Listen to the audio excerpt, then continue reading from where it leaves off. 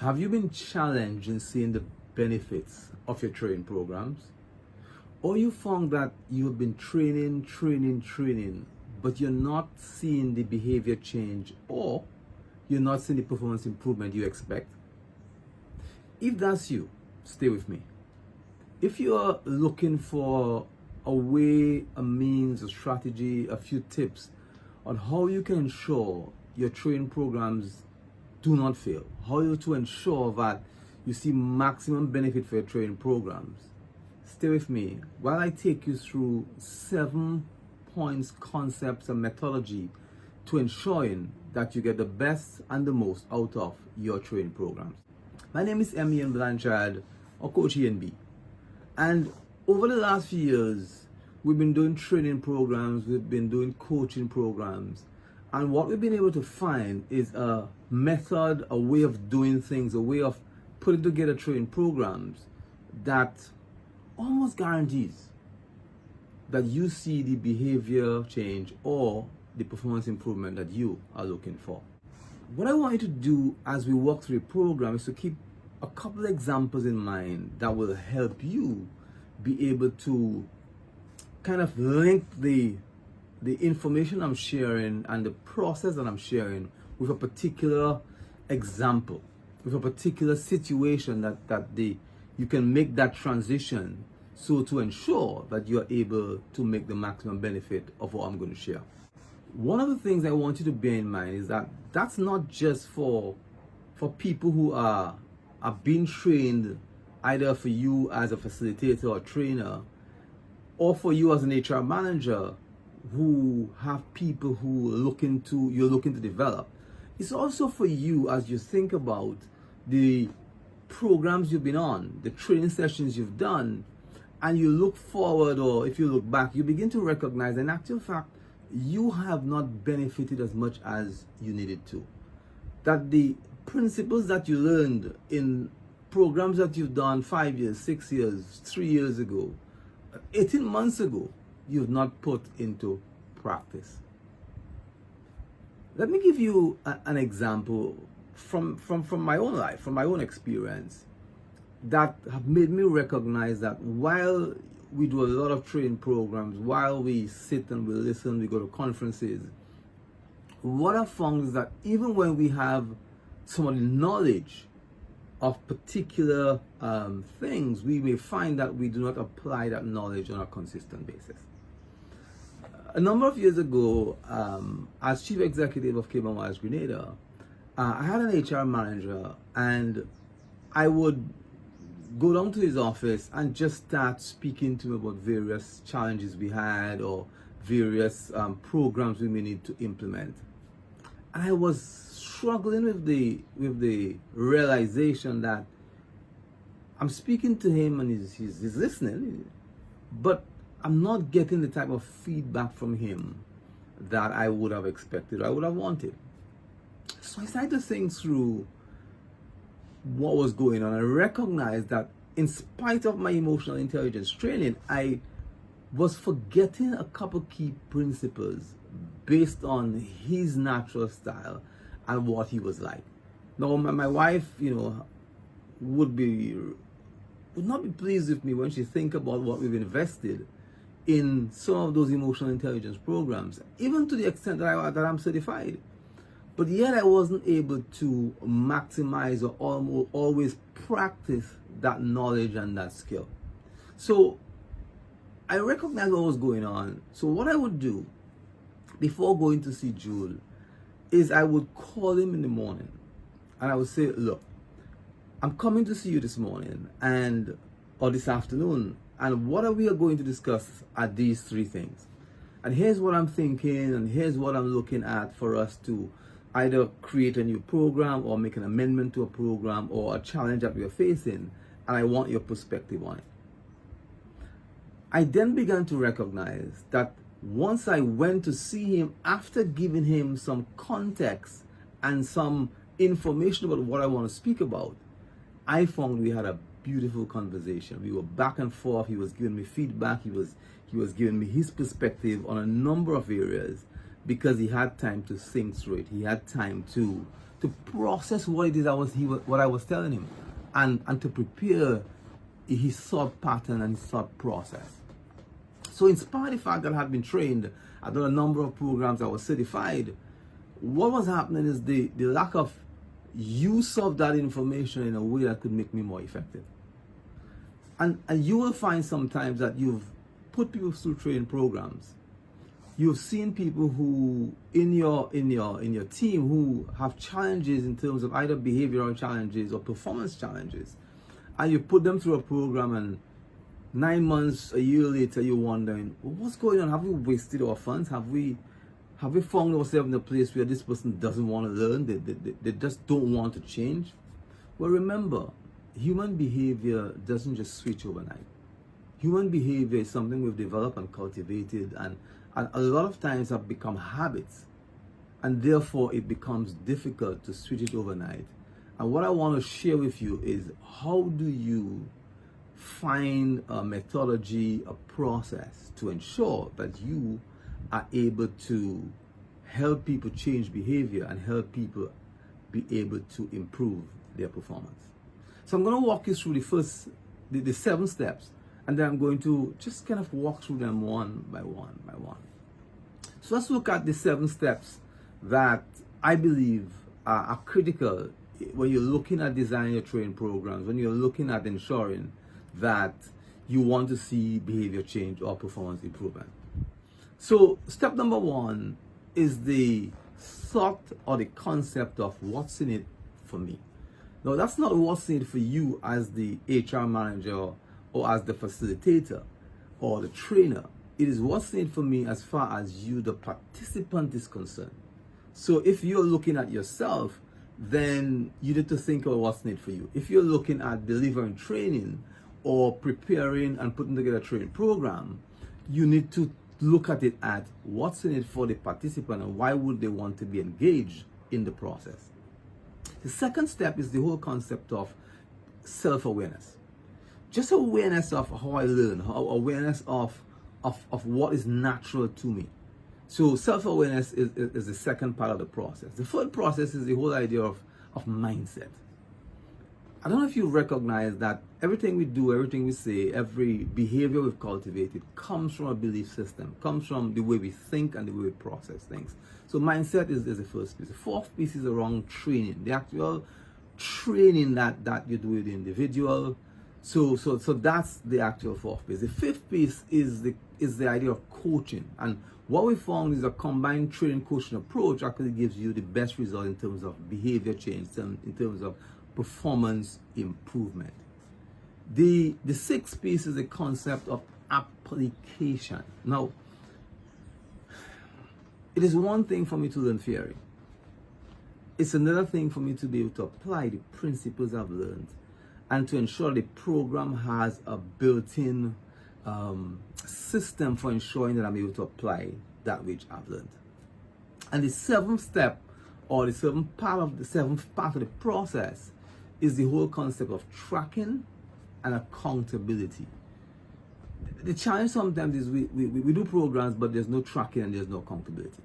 So let's now walk through each of the steps. Now, I want you to keep the 2 examples in mind. 2 examples. One where you have been on a training program and have not seen the benefits of that program in the way you behave, in the way you conduct yourself, in the way you perform. So that's one example, a specific training program that you personally have been on, but have not been able to reap the benefits of that training program. I want you to keep that first thing in mind. The second thing I want you to keep in mind is an employee, a team player, an individual who you've either invested in training for, or you may have sent in a training program, but you found that you haven't seen the improvement in performance or the change in behavior. So I want you to keep these 2 specific examples in mind. Or you may have a number of different examples, but just select 2. So take some time now and write them down. Just write down these 2 examples on your worksheet to ensure that you have some context in mind around an example, so you are able to apply the principles and see how you could have changed the outcome, or you could actually improve the behavior or the performance of that individual. So keep those two things in mind as we walk through the individual parts of the program. So the first thing we spoke about was the concept of what's in it for me. Now, remember, it's not you as the HR manager, it's not you as the trainer, it is you as the individual who is in the program. So in the case of you being the trainee, you want to think about what's in it for you.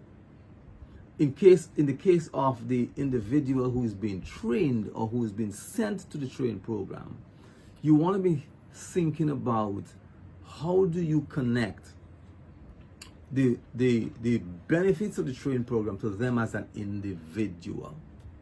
I'm going to use emotional intelligence training as one of the examples in terms of how we're able to connect what's happening with the training program with the individual. Let me explain a little bit. So in our emotional intelligence programs that we run, what we do is we use the context of the benefits of emotional intelligence to relationships. So for the people who are married, people who have partners who have, people that they have relationships with at this point in time, and I'm talking about romantic relationships because most people they have some context, they have some interest in a romantic relationship at some point. And then we're able to walk them through how opposites attract in terms of different types of profiles. We're able to help them to understand how their natural tendencies of people that they're attracted to. And suddenly people kind of wake up and they kind of figure, okay, yeah, I can understand what you're telling me. I can see how it relates, and I can even see how it can improve the relationships that I have, either the one I currently have or the one that I may be looking to get into. So our ability to identify and to link the benefits of the program to their personal lives and how they can improve their personal life suddenly gets them up. They're now a little bit more engaged in what it is we're saying. And once we've established the benefit to them as an individual, we are then able to make the link between they being in the program, the benefit for them, and guess what happens? Suddenly they're interested. Suddenly they want to know more. Suddenly our ability to link it to what they do at work takes on a whole different meaning because they're clear on what's in it for them. The second piece that I want you to kind of think about is the whole concept of self-awareness.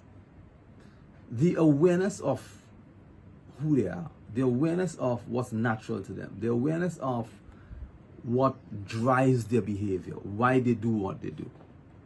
And that's a critical piece because as I'm training or I am designing the training program, if I'm able to understand the people that I'm dealing with, it's easier to be able to help them see a link between their natural styles and the training program. Their natural styles and how they learn. Their natural styles and how they would relate to or link to things. So the second piece is around what's in it. Not what we've done. What's in it for me around their self-awareness. Because let me ask you something. How well do you know you? How well do you know what triggers you? How well do you know what gives you energy? And if I'm able to understand that, I'm telling you, it's amazing what will change for me in my engagement if I'm able to understand some context around that. The third thing that I want you to think about is mindset. Now, I don't know what your belief system is. I don't know what you've done or how interested you are in human behavior. But I've passed my half-century mark. And I have dealt with a number of people, a number of different cultures, from, the Middle Eastern culture I spent 2.5 years, to the Caribbean region, to the US, to the UK. And I've dealt with a number of people over the years. And I've learned to understand that our ability, rather, let me change that. I've learned to understand that what we do is directly driven by what we think. What we do and the way we behave is directly linked to our perspective or philosophy of life. So, as you work through the questions, and these questions are really just for you to begin to ask yourself, or to take time to reflect, to recognize whether you have a growth mindset or you have a fixed mindset. So take the time to review, to reflect on your mindset and the way you look at things, because that will determine how you approach your training program. Let me give you an example in terms of mindset. If you believe that your employer is just training you simply because they are interested in themselves, so they've sent me to this program just because they want to make me work harder, they want me to do more work, then guess what happens? Your interest in the training program, the way you approach the training program is very different than if you see the training program and says, well, they are interested in my development and therefore they are investing in me getting better. Now, here's what that does. You begin to recognize that they can't take the train away. They've invested in me, and if I take that with me, then I become a better person and I become of more value, not just to them as an employer, but to my family and to people around me. I want you to recognize that if you're able to shift the mindset of the individual that you're sending to be trained, or as the trainer, you're able to link the way they think with the value of the train, or the value of how they grow and develop as a person for their children, for their wives, for their husbands, for their parents, then it's amazing what happens in terms of their level of interest in what it is that you are training them in, and their willingness to put in the effort to develop the skills required to get better. So we've looked at what's in it for me, we've looked at the whole concept of self-awareness, and we've looked at mindset. Now that to me are the foundational pieces of helping people identify a platform on which to build their interest in training or in developing themselves. If you as an HR manager, if you as a trainer or facilitator, if you're not able to establish those things reasonably early, either prior to the training program or early in the training program, you're going to find you're going to have people in there who they're listening to you, but will find it difficult or will lack interest in the value of this to them. And adults, one of the things that I want you to recognize, that children are naturally inquisitive. I mean, when we were young, it doesn't matter what it was. We were curious, we were interested, we were willing to investigate, we were willing to go and check it out. Even when we were told, don't go there. We are naturally inquisitive and therefore wanted to learn. It didn't matter whether it's something that we were interested or not interested in. We were just curious naturally. Unfortunately, we lose that natural curiosity as we go along. We lose that natural tendency to want to engage in things that are not of interest to us. So the concept of what's in it for me, the concept of self-awareness, the concept of mindset, these three are three foundational pieces. They are three pieces that without which you're going to lose the interest of the participant and by extension the effectiveness of the training program. So let's now look at the fourth piece. Now, one of the things that I want you to to keep thinking through are these examples. Remember, I gave you these 2 examples. So go back and have a look at the examples again, because you should have written them down, and I hope you have. And begin to ask yourself, what could I have done differently to establish that? What could I have done in establishing a stronger why in terms of what's in it for me, or what's in it for the participant in terms of the people that I've trained, or the people who I'm looking to train, or have sent on training programs? What could I have done differently? Ask yourself a question. What could you have done in terms of your awareness of self or your mindset to shift that perspective for you, to have made that training program more effective for you? Because I don't just want you to get better at helping people grow, I want you to also get better at helping yourself get better. Because here's what, if we have a natural urge to get better, if we have a natural strategy on how we can get better, then it makes it easy for us to apply the principle to others. Let's look at the training program. Let's begin to look at step number 4, which is the training program. Now, the training program, if we look at training is the action of teaching a person a particular skill or type of behavior. It must not be focused simply on knowledge or theory. You must ensure that you focus your training program on skill development. Now, we are not at a university in terms of the type of training I'm speaking about. This is not just for certification. Companies, while certification is important, they kind of expect you to bring that to the table. When a company sends you on training, the company is looking to ensure that they see behavior change or they see performance improvement. That's the expectation. That's what you need to focus on, either as a trainer or as a facilitator or as an HR manager, preparing, designing training programs. You need to look at the training program in terms of context more around behavior change and performance improvement, simply than just, well, I've ticked the box and I've done the program. So the training program must ensure that these things are considered in terms of not just theory, but skill development.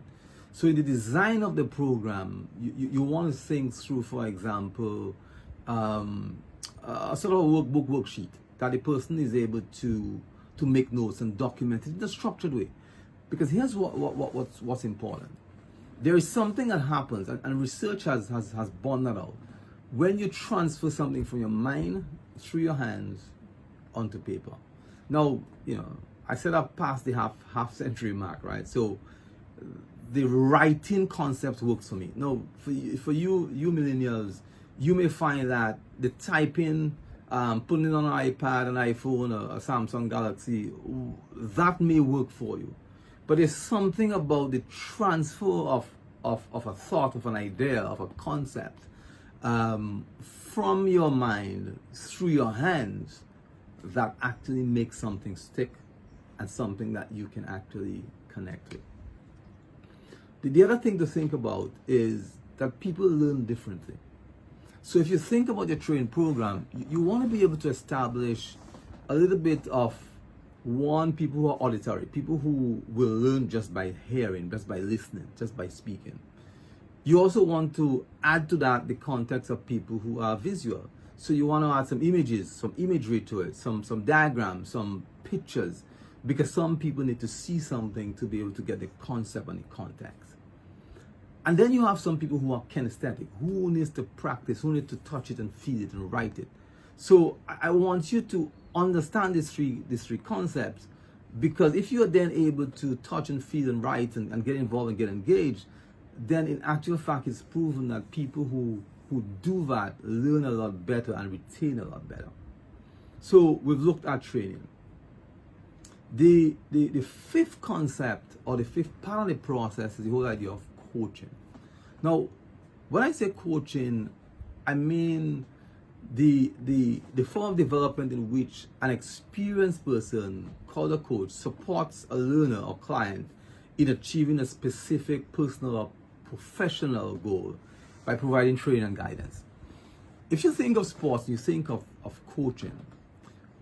The coach is not on the field, the coach is not in the game, but the coach is observing on the outside. The coach has experience and either has some skill as far as coaching is concerned, or they may have experience in the game. Sometimes they don't necessarily have to have played the game before, but they understand the context, they understand how it should work, they understand how it should flow. And the coach is now able to help you take theory and apply it to practice. Here's what can happen. So either one-to-one, where the coach is able to take your examples.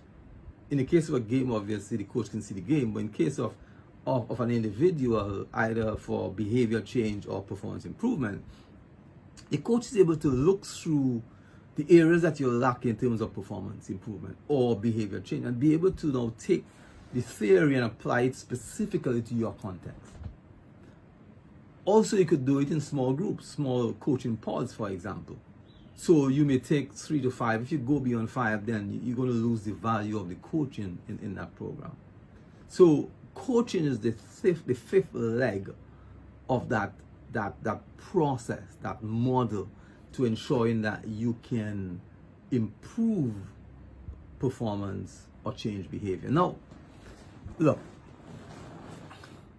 there are many times we just kind of want to tick boxes. We've done a training program and we don't look at the comprehensive program to ensure behavior change. So yes, I've put a program in place. I'm training people on customer service.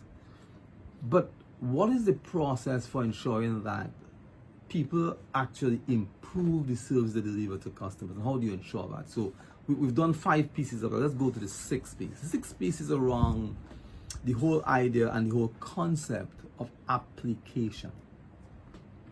What do I mean when I say application?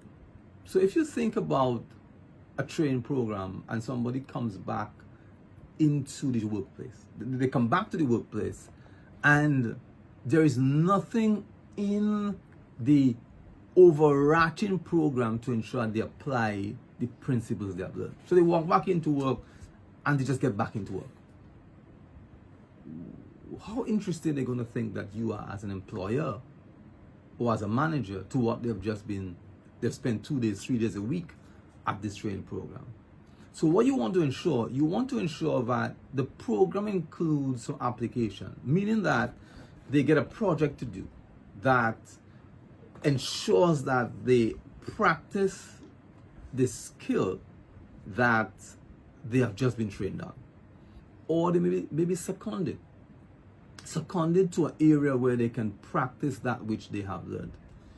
Or what you might do is, in their day-to-day engagements, you want to put a process in place where you can ensure that they apply the principles that they have learned. Now, this cannot just be done when they get back. It has to be done as part of the overarching program. So every single training program you design, every single program that you send people on, as part of that process, you need to ensure that there is a post-training component where people have an opportunity or are put into a place and in a position and into a context and a system and a structure where they can apply that training.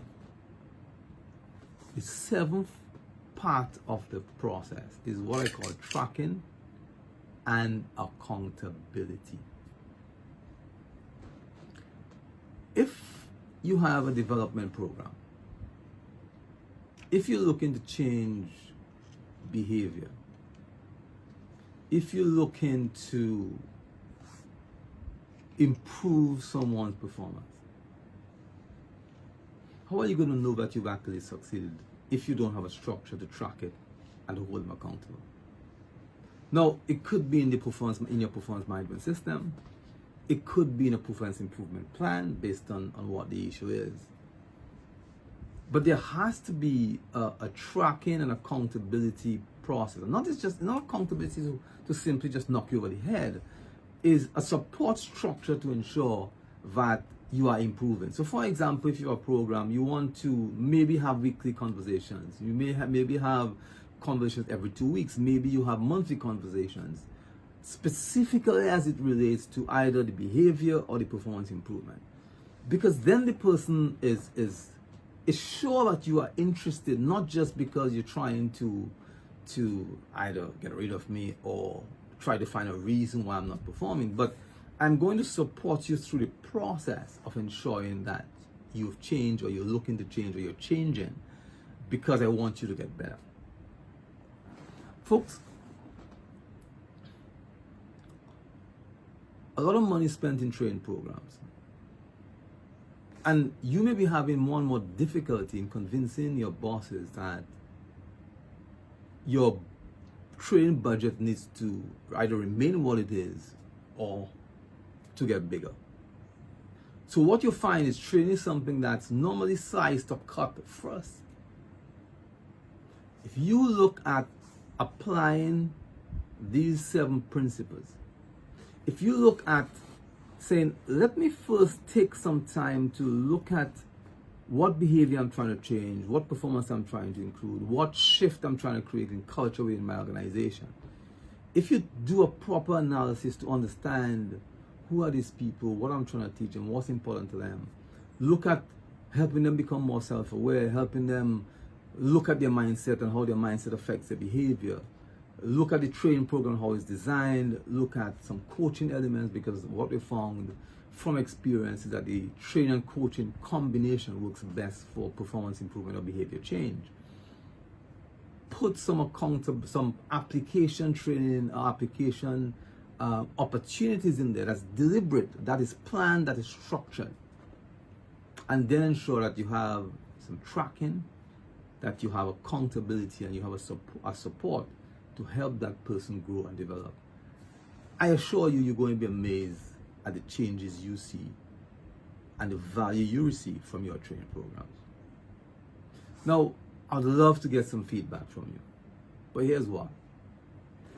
Feedback is great, but the best gift you can give me for preparing this program, the best gift you can give yourself for having spent the time in this conference listening to this particular presentation, is to apply the principles you've learned. So here's the thing. If you do not do something within, 24 hours? If you don't apply some of the principles very, very early, over the next week for sure, you're going to lose it. So here's a couple things I want you to do. It's going to make sure that you haven't wasted your time listening to me.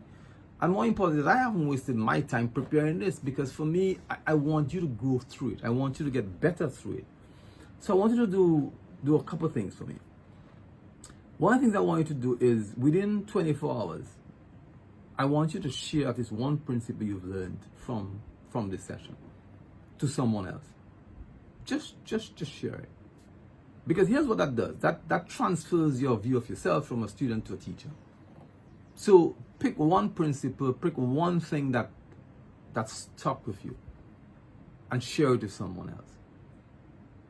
The other thing I want you to do is to maybe call an HR colleague, maybe speak to somebody that you hold in high esteem, and you say, look, this thing that I've learned, I'm going to apply it. And what I want you to do is, over the next 3 months, over the next 6 months, when we have our conversations, because hopefully you have a mentor, you have a accountability partner that you're working with, that you can ensure, they can help you ensure that you put that into practice. So I thank you for taking the time. I thank you for taking the journey with me. But my appreciation would be the application, because we've got some people with huge potential within our midst. But the challenge is we have not been able to transfer or translate that level of potential to performance. So as an HR manager, as a trainer, as a coach, as a manager, I want to encourage and employ you to think through this 7-step process as you think about building the capacity of the people around you. Hey, take care, be blessed, stay safe. Coach me saying, I hope it's been valuable to you. Take time to apply the principles, because it will change you and the people that you're seeking to develop.